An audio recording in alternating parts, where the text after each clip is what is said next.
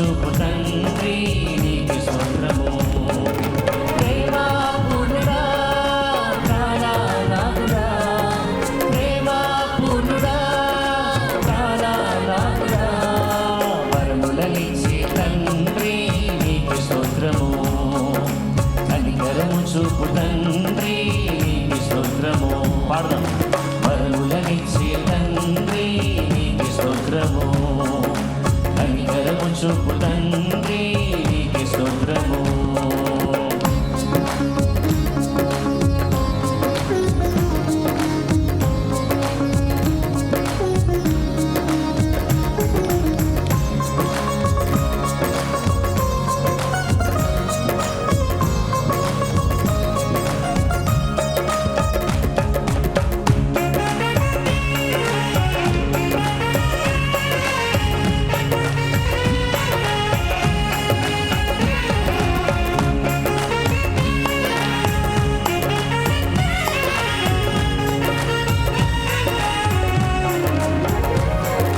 రొట్టెనడిగితే తండ్రిని రాతినిచ్చునా, చేపలడిగితే తండ్రిని పామునిచ్చునా. అందరు కలిసి పాడదాం. రొట్టెనడిగితే తండ్రిని రాతినిచ్చునా, చేపలడిగితే తండ్రిని పామునిచ్చునా. గుర్తులడిగితే తండ్రిని పేరునిచ్చునా,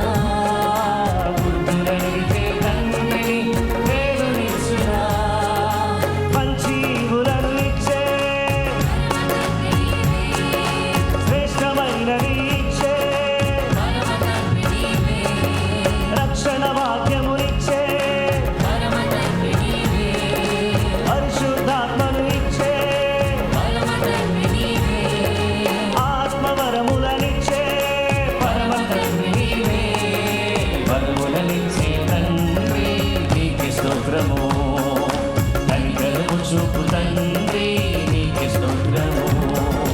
వరములనిచ్చే తండ్రి నీకు స్తోత్రము. కనికరము చూపు తండ్రి నీకు స్తోత్రము. చప్పట్లు కొడదాం.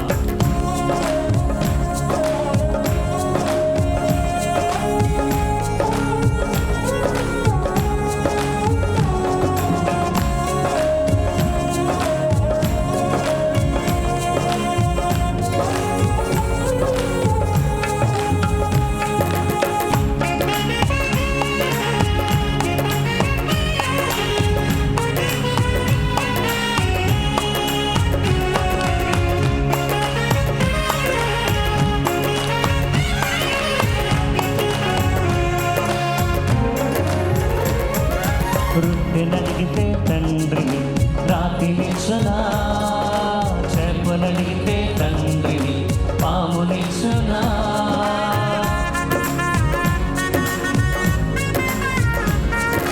రొట్టెనడిగితే తండ్రిని రాతినిచ్చునా, చేపలడిగితే తండ్రిని పామునిచ్చునా.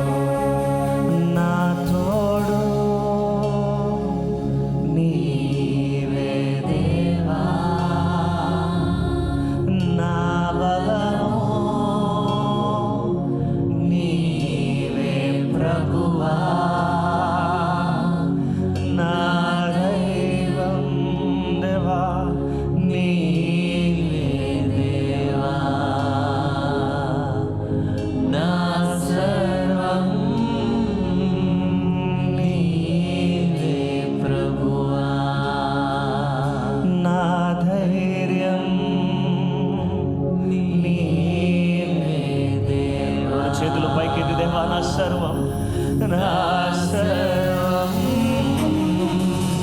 నీవే ప్రభువా.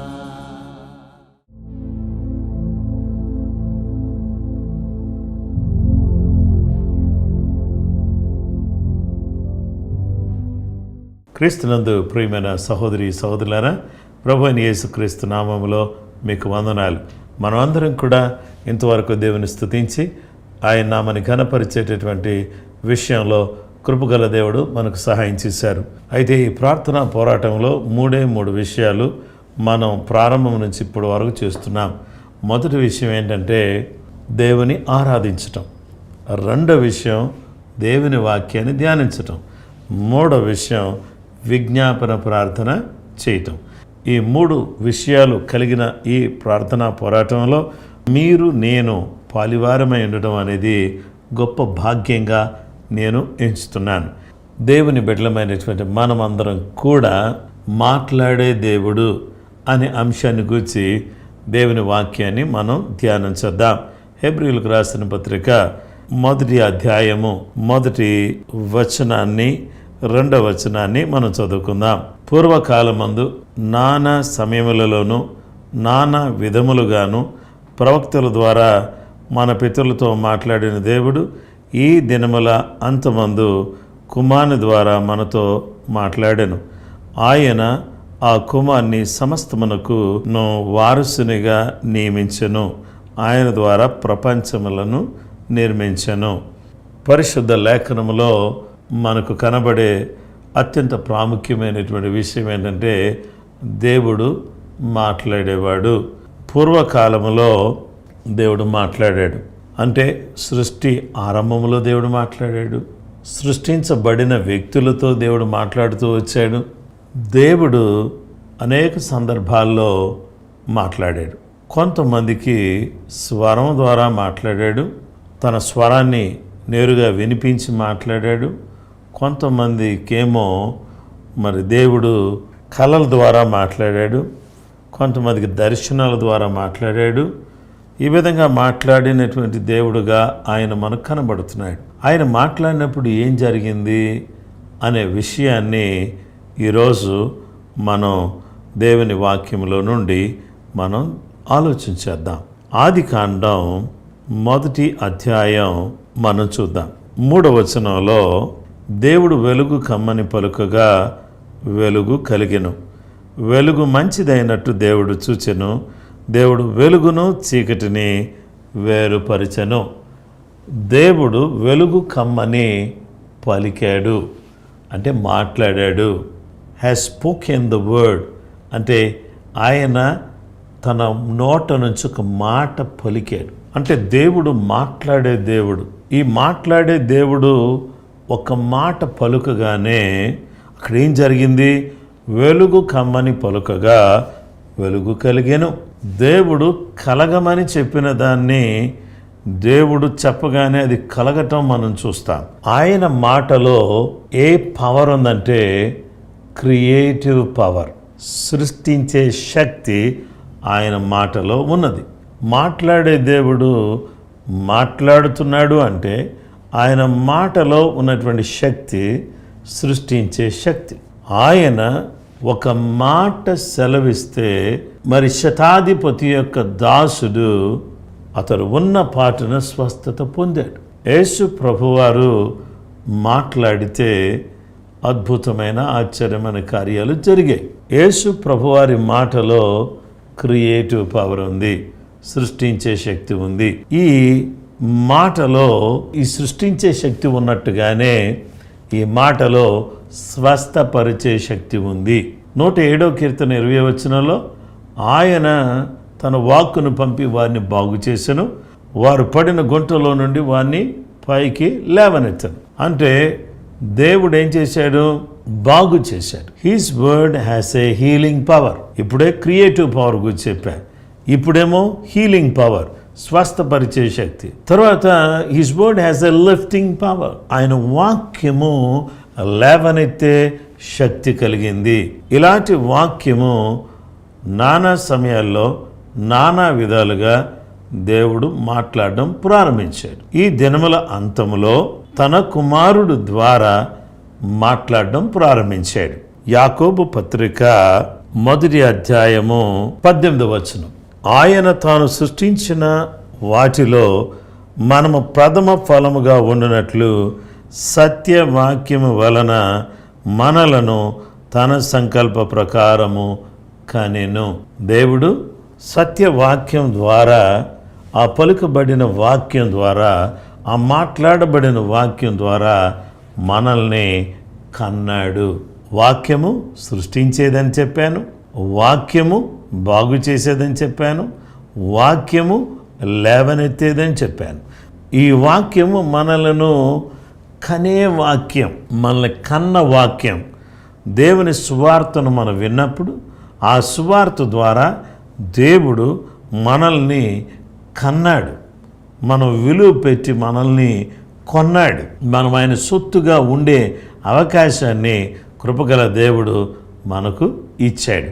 ప్రకటన గ్రంథం 1వ అధ్యాయం 3వ వచనాన్ని మీరు చూస్తే, సమయము సమీపించినది గనుక ఇదిగో ఈ ప్రవచన వాక్యములను చదువువాడును వాటిని విని ఇందులో వ్రాయబడిన సంగతులను గైకొను వారును ధన్యులు. అంటే సమయము ఏమైంది? సమీపించింది గనుక ఈ ప్రవచన వాక్యాలను చదివేవాడు, వాటిని విని ఇందులో వ్రాయబడిన వాటిని గైకొనేవారు ధన్యులు. కాబట్టి మనము అన్యులుగా ఉన్నటువంటి వారము ఇప్పుడు ధన్యులం అవ్వాలి అని అంటే వాక్యమే మనలను ధన్యులుగా చేసేది, వాక్యమే మన జీవితాన్ని ప్రభావితం చేసేది. కనుక ఈరోజు దేవుని వాక్యాన్ని ముందు పెట్టుకుని మనం జీవించటం అనేది చాలా ప్రాముఖ్యమైన విషయం. ఈ సందర్భంలో మనమందరం కూడా ప్రార్థన చేద్దాం. ఈ వాక్యము విస్తరింప చేయబడాలని, ఈ వాక్యం అనేక మందికి చేరాలని, అనేక మంది జీవితాలు బాగుండాలని, సంఘాలు, సంఘ కాపర్లు ఆశీర్వదించబడాలని మనం అందరం కూడా ఏం చేద్దామంటే ప్రార్థన చేసుకుందాం. తలలు వంచి కళ్ళు మూసుకోండి, ప్రార్థన చేద్దాం.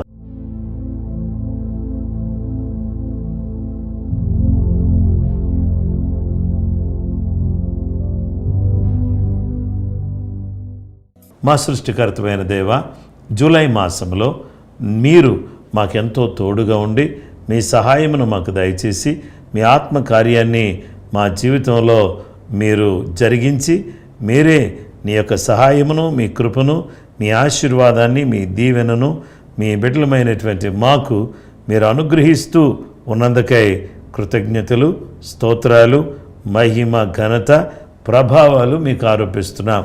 మహోన్నతుడా, గొప్ప దేవ, ఆశ్చర్యకరుడా, ఆలోచనకర్త, నీ ఘనమైన, శ్రేష్టమైన, ఉన్నతమైన నామమును బట్టి నీకు వందనాలు.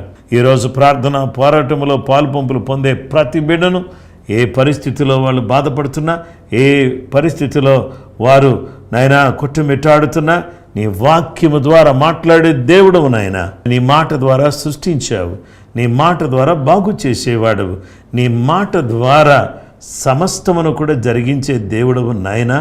నీకు స్తోత్రం చెల్లిస్తున్నాం దేవా. లేవనెత్తేవాడవు, ఆశ్చర్య కార్యాలు చేసే దేవుడవు, వాక్యమైన దేవా. సజీవుడుగా ఈ భూలోకములకు వచ్చి ఆయన మా కొరకు మాట్లాడటం ప్రారంభించి రోగులను స్వస్థపరుస్తూ నాయనా ఆత్మను రక్షిస్తూ గొప్ప కార్యం చేస్తున్నందుకు నీకు వందనాలు నాయనా. బలహీనలను బలపరచండి ప్రభువా, రోగులను ముట్టండి తండ్రి నాయన. సంఘ సరిహద్దులు విశాలపరచండి ప్రభువా. జరుగుచున్న సేవా పరిచర్యలన్నింటినీ కూడా మీ నామములో ఆశీర్వదించి, దీవించి, కనికరించి, కృప చూపించి, బలపరిచి, నీ సహాయ సన్నిధితో, నీ కృపతో నింపి దీవించాల్సిందని కోరుకుంటూ క్రీస్తు యేసు ఘనమైన పరిశుద్ధ నామములో ప్రార్థన చేసి వేడుకొనుచున్నాం మా పరలోకపు తండ్రి, ఆమేన్. మన పరమతనైన దేవుని ప్రేమ, కుమారుడైన యేసు క్రీస్తు ప్రభు వారి యొక్క కృప, పరిశుద్ధాత్మ దేవుని అన్యోన్య సహవాసము, సమాధానము చేరువన మనకును సకల లోకములను పరిశుద్ధులకు సదా దేవుని కృపతోడై నడిపించునుగాక. ఆమేన్. ఆమేన్. ప్రైజ్ ది లార్డ్ అండి. అందరికీ వందనాలు. ప్రభు మిమ్మల్ని దీవించునుగాక. ఆమేన్.